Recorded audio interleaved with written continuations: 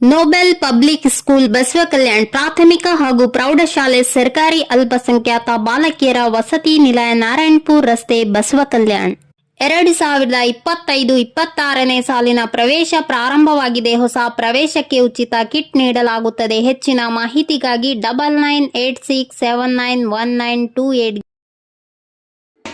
ನಮಸ್ಕಾರ ವೀಕ್ಷಕರೇ, ಆಯ್ಕೆ ನ್ಯೂಸ್ಗೆ ಸ್ವಾಗತ. ಇಂದು ಭಾಲ್ಕಿ ತಾಲೂಕಿನ ಡೊಣಗಾಪುರ ಗ್ರಾಮದಲ್ಲಿ ದಿವಂಗತ ಸಂಗಪ್ಪ ಬಿರಾದರ್ ಇವರ ಜೀವನ ಸಾಧನೆ ಕುರಿತು ಮರೆಯಾಗದ ಮಹಾನುಭಾವರು ಎಂಬ ಗ್ರಂಥ ಲೋಕಾರ್ಪಣೆ ಸಮಾರಂಭ ನಡೆಸಲಾಯಿತು. ಹಿರಿಯ ಸಾಹಿತಿಗಳಾದ ವಿಳ್ಶೆಟ್ಟಿ ಬಾವ್ಗೆ ಅವರ ಸಂಪಾದಿತ ಈ ಗ್ರಂಥ ಲೋಕಾರ್ಪಣೆ ಕಾರ್ಯಕ್ರಮ ಸಾಹಿತಿಗಳ ಸಮಾಗಮ ಕಾರ್ಯಕ್ರಮದಂತೆ ಬಿಂಬಿಸಿತ್ತು. ಈ ಕಾರ್ಯಕ್ರಮದಲ್ಲಿ ಅತಿಥಿಗಳಾದ ಸಚಿವರಾದ ಈಶ್ವರ್ ಖಂಡ್ರೆ ಅವರು ಮಾತನಾಡಿ, ಸಮಾಜಕ್ಕೆ ನಿಸ್ವಾರ್ಥ ಸೇವೆಗೈದು ಗಡಿನಾಡಿನ ಮಾಣಿಕ್ಯವಾದ ಸಂಗಪ್ಪ ಬಿರಾದರ್ ಅವರ ಸಿದ್ಧಾಂತದ ಮೇಲೆ ನಡೆಯೋಣ ಎಂದು ಹೇಳಿದರು.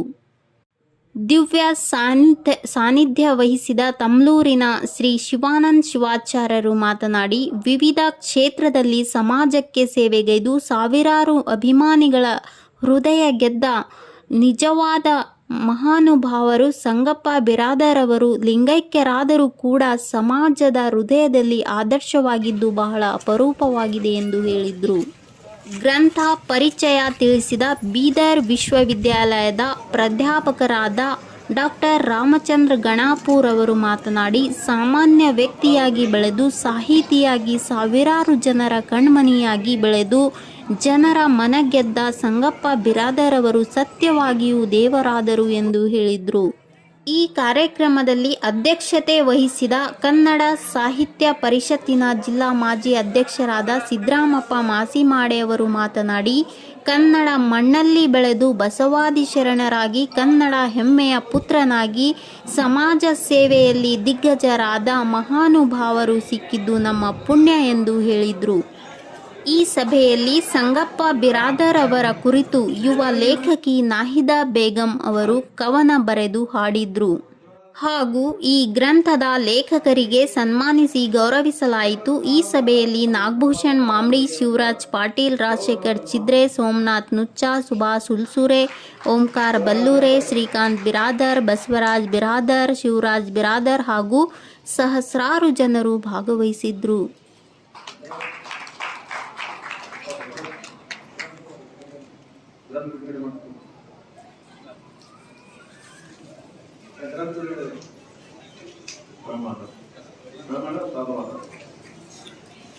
ಕಮಲಾಬಾಯಿ ಸಂಗಪ್ಪಣ್ಣ ಬಿರಾದವರಿಗೆ ಒಂದು ಸನ್ಮಾನ ಮಾಡಿದ್ದು ಬಹಳ ಒಂದು ಅರ್ಥಪೂರ್ಣವಿದೆ. ಅವರ ಇಬ್ಬರು ದಂಪತಿಗಳು ಆದರ್ಶ ದಂಪತಿಗಳು ನಮ್ಮ ಗ್ರಾಮದಲ್ಲಿ. ಅವರು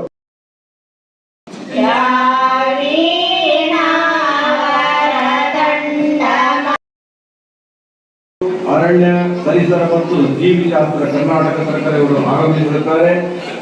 ದಯವಿಟ್ಟು ಎಲ್ಲರೂ ಶಾಂತತೆಯನ್ನು ಕಾಪಾಡಿಕೊಳ್ಳಿ ಹಾಗೂ ಮಂಟಪದಲ್ಲಿ ಕೂತ್ಕೊಳ್ಳಿ ಎಂದು ತಮ್ಮಲ್ಲಿ ಕೇಳ್ಕೊಳ್ತಾ ಇದ್ದೀನಿ.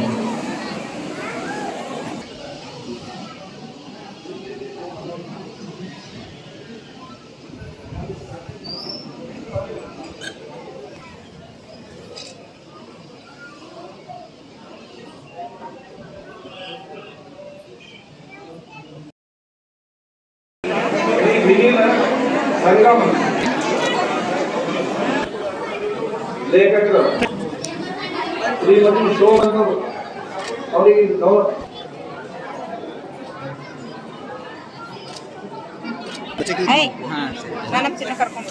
ಹೋಗ್ಬೇಕು. ದಯಮಾಡಿ ವ್ಯವಸ್ಥೆ ಪ್ರಸಾದ ವ್ಯವಸ್ಥೆ ಮಾಡಲಾಗಿದೆ. ಊಟ ಮಾಡಲು ಹೋಗಲು ಡಾಕ್ಟರ್ ಶಿವರಾಜ್ ಜಗನ್ನಾಥ್, ಶ್ರೀ ಜಗನ್ನಾಥ್ ಮಂಜುನಾಥ್ ಮಂಗುಳಿಗೆ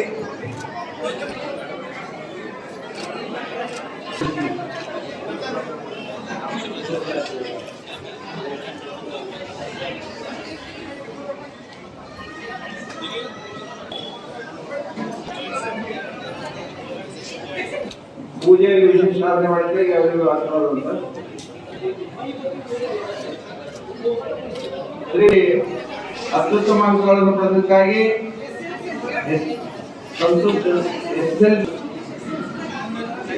ಸಂತೋಷ್ ಚಂದ್ರಶೇಖರ್ 10ನೇ ತರಗತಿಯಲ್ಲಿ 618 ಅಂಕಗಳನ್ನು ಪಡೆದು ನನ್ನ ರ್ಯಾಂಕ್ ನಲ್ಲಿ ಪಾಸ್ ಆಗಿದ್ದಕ್ಕಾಗಿ ಅವರಿಗೆ ಶ್ರೀಮತಿ ರಾಜೇಶ್ವರಿ ರಾಗ ಅವರು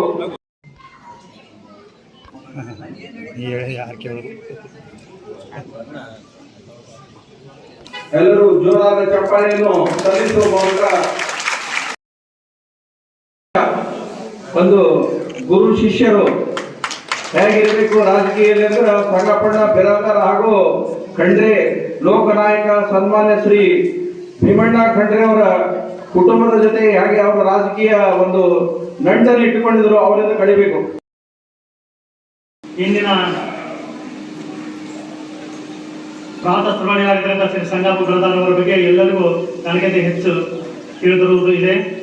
ಹುಟ್ಟು ಆಕಸ್ಮಿಕ ಸಾವು ಖಂಡಿತ ಎಂಬುದರ ಮಧ್ಯೆ ಇರತಕ್ಕಂಥ ಈ ಬದುಕಿನ ಪಯಣ ಬಹುಮುಖ್ಯವಾಗಿದೆ. ಅವರು ಬದುಕು ಯಾವ ಥರ ಯಶಸ್ವಿ ಆಗ್ತದೆ ಅಂತಕ್ಕಂಥದ್ದೇ ಹೇಳೋದು ಈ ಗ್ರಂಥದ ಮುಖ್ಯ ಆಶಯ ಅಂತ ನಾನು ಅನಿಸ್ಕೊಂಡಿದ್ದೇನೆ. ಮರೆಯಾಗದ ಮಹಾನುಭಾವರು ಅಂತಕ್ಕಂಥ ಗ್ರಂಥ.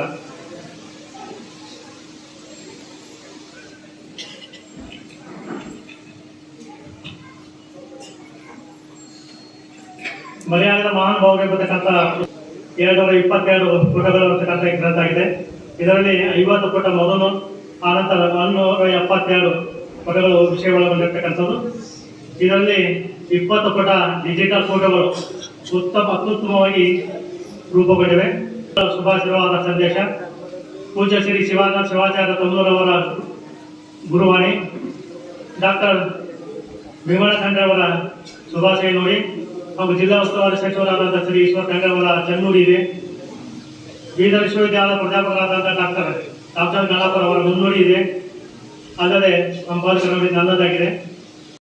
ಮಾತನಾಡುತ್ತಿರುವ ನಮ್ಮ ಜಿಲ್ಲಾ ಸಚಿವರು ಅವರು ಬರಬೇಕಾಗಿ ಬರ್ತಾ ಇದ್ದಾರೆ. ಅವರಿಗೂ ಸಹಿತ ಹಾಗೆ ನಮ್ಮ ಲೋಕಸಭಾ ಸದಸ್ಯರಾಗಿರ್ತಕ್ಕಂಥ ಸಾಗರ್ ಖಂಡ್ರೆ ಅವರಿಗೂ ಜೊತೆಗೆ ಆತ್ಮೀಯ ಯಾವ ರೀತಿ ಅವನ್ನು ಬಳಸ್ಕೊಳ್ತೀವಿ ಅನ್ನೋದು ಇಲ್ಲಿ ನಮಗೆ ಗೊತ್ತಾಗ್ತದೆ. ಆಯುಷ್ಯಕ್ಕೆ 10 ರಾತ್ರಿಗೆ ಹೋದವ 50, ಪ್ರಾಯಕ್ಕೆ 20, ಪ್ರಾಯದ ಗಾಯಕ್ಕೆ 30. ನಮ್ಗೇನಾದ್ರೂ ದೇವರು 100 ವರ್ಷ ಆಯುಷ್ಯ ಕಟ್ರೆ ರಾತ್ರಿಗೆ ಮಲ್ಕೊಂಡೆಲ್ಲ 50 ವರ್ಷಕ್ಕೆ ಹೋಗಿರ್ತದೆ.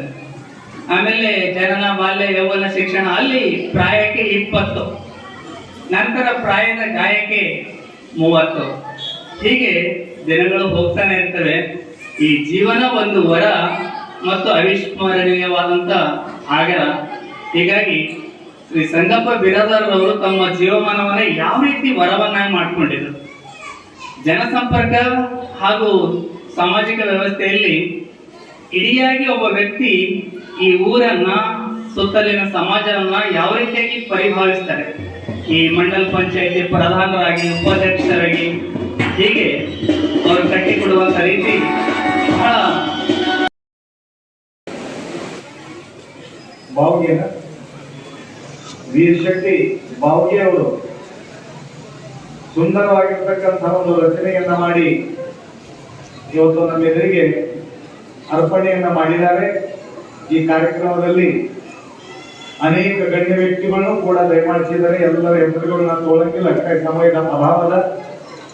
ಆದರೂ ಕೂಡ ಇಲ್ಲಿವರೆಗೆ ನೀವು ಶಾಂತರಾಗಿ, ನಮ್ಮ ಮ್ಯಾಲ ಇರ್ತಕ್ಕಂಥ ಪ್ರೀತಿ ಅಲ್ಲ, ಇದು ಸಂಗಪ್ಪ ಅವ್ರ ಮ್ಯಾಲ ಇರ್ತಕ್ಕಂಥ ಪ್ರೀತಿ.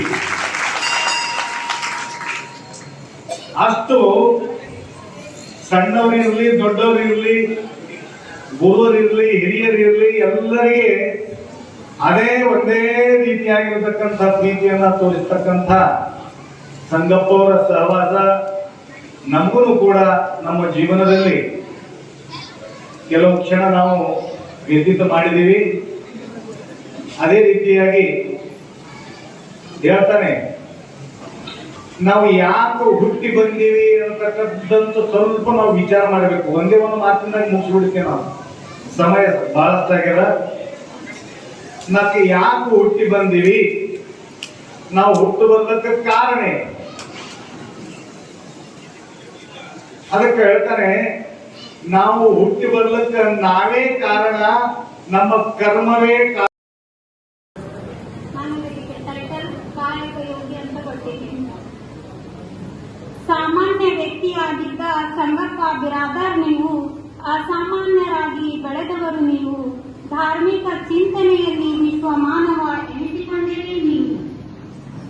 ಕರುನಾಡ ಕಿರೀಟ ಬೀದರ್ ಜಿಲ್ಲೆಯ ಬಾಲ್ಕಿಯ ಡೊಂಗಾಪುರದ ನೀವು ಶರಣಪ್ಪ ಭಾಗೀರಥಿ ಎಂಬ ದಂಪತಿಯ ಉದರದಲ್ಲಿ ಜನಿಸಿದ ನೀವು. ಡೊಂಗಾಪುರದ ಕೀರ್ತಿ ತಂದ ನೀವು. ತಿಂಗಳಲ್ಲಿ ಪ್ರಾರಂಭ ಮಾಡಿ ಈ ಗುಣಮಟ್ಟದ ರಸ್ತೆಯನ್ನು ಲೋಕಾರ್ಪಣೆ ಮಾಡ್ತೀನಿ ಅನ್ನುವಂತ ಮಾತನ್ನು ಈ ಸಂದರ್ಭದಲ್ಲಿ ಇದು ಹೊರತುಪಡಿಸಿನೂ ನಿಮ್ಮ ಗ್ರಾಮದ ಇನ್ನೂ ಅನೇಕ ಅಭಿವೃದ್ಧಿ ಕೆಲಸ ಕಾರ್ಯಗಳು. ಈಗಾಗಲೇ ನೀವು ಒಂದು ಕೆರೆ ಮಾಡಿ ಅಂತ ಹೇಳಿದ್ದೆ, ನಾನು ಕೆರೆ ಮಾಡ್ತೀನಿ ಅನ್ನುವಂತ ಮಾತನ್ನು ಹೇಳಿದ್ದೆ. ಚುನಾವಣೆ ಪೂರ್ವದಲ್ಲಿ ನಾವೇನೇನು ಭರವಸೆ ಕೊಟ್ಟಿದ್ದೇವೆ ಅವೆಲ್ಲ ಭರವಸೆಯನ್ನು ನಮ್ಮ ಸರ್ಕಾರ ಈಡೇರಿಸಿದೆ ಮತ್ತೆ ನಾನು ಮಾಡ್ತಾ ಇದ್ದೇನೆ. ಹೀಗಾಗಿ ದುರ್ಗಾಪುರ ಕೆರೆಗೆ ಭೂಸ್ವಾಧೀನ ಮಾಡಲಿಕ್ಕೆ ಏನು ಅನುದಾನ ಬೇಕಾಗಿತ್ತು, ಸುಮಾರು 3 ಕೋಟಿ ಇರ್ಬೋದು ಅಂತ ಅನ್ಸುತ್ತೆ. ಆ ಅನುದಾನ ನಾನು ಮಂಜೂರಾತಿ ಮಾಡಿಸಿದ್ದೇನೆ. ಆ ಭೂಸ್ವಾಧೀನ ಮಾಡಿಕೊಂಡು ನಿಮ್ಮ ಕೆರೆ ಏನಿದೆ ಆ ಕೆರೆ ಮಂಜೂರು ಮಾಡಿ ಟೆಂಡರ್ ಆಗಿದೆ. ಈಗ ಟೆಂಡರ್ ಕಂಪ್ಲೀಟ್ ಆಗಿದೆ. ಅದನ್ನು ಶಂಕುಸ್ಥಾಪನೆ ಮಾಡಿ ಮುಂದಿನ 1 ವರ್ಷದ ಒಳಗಾಗಿ ಈ ಒಂದು ಕೆರೆ ನಿರ್ಮಾಣ ಮಾಡಿ ಅದನ್ನು ಲೋಕಾರ್ಪಣೆ ಈ ಭಾಗದ ರೈತರಿಗೆ ಬಹಳ ಗರ್ವ ಪಡುವಂತ ಮಾತು. ನಾವು ಏನು ಸಮಾಜಕ್ಕಾಗಿ ಕೆಲಸ ಮಾಡ್ತೇವೆ ಆ ಸಮಾಜ ಮರೆಯೋದಿಲ್ಲ. ಹಿಂದೆ ಹೇಳ್ತಿದ್ರು ಕೆಲವು ಗಾದೆ ಮಾತುಗಳು ಸುಳ್ಳುನೂ ಆಗ್ತಾವ, ಹಿಂದೆ ಗಾದೆ ಮಾತು ಸುಳ್ಳು ಆಗೋದಿಲ್ಲ ಅಂತಿದ್ರು. ಊರು ಉಪಕಾರ ಅರಿಯೋದು ಅಂತ ಒಂದು ಮಾತು ಹೇಳ್ತಿದ್ ಜನ. ಆದ್ರೆ ಇವತ್ತಿನ ಕಾರ್ಯಕ್ರಮ ನೋಡಿದ್ರೆ ಊರು ನೆನ್ಪಿಟ್ಕೊಂಡಿದೆ ಸಂಗಪ್ಪ ಅವರಿಗೆ. ಅವ್ರು ಮಾಡಿರುವ ಸಮಾಜ ಉಪಕಾರ ನೆನಪಿಟ್ಕೊಂಡು ಇವತ್ತು ಇಷ್ಟೊಂದು ಪ್ರಮಾಣದಲ್ಲಿ ಇಷ್ಟು ಪೂಜ್ಯರಲ್ಲಿ ಉಸ್ತುವಾರಿ ಮಂತ್ರಿಗಳ ಹಸ್ತದಿಂದ ಅವರನ್ನು ಕುರಿತು ಅವ್ರು ಮಾಡಿರುವ ಕೆಲಸದ ಕುರಿತು ಮಾತುಗಳಾಡ್ತಾ ಇದ್ದೇವೆ ಅಂದಮೇಲೆ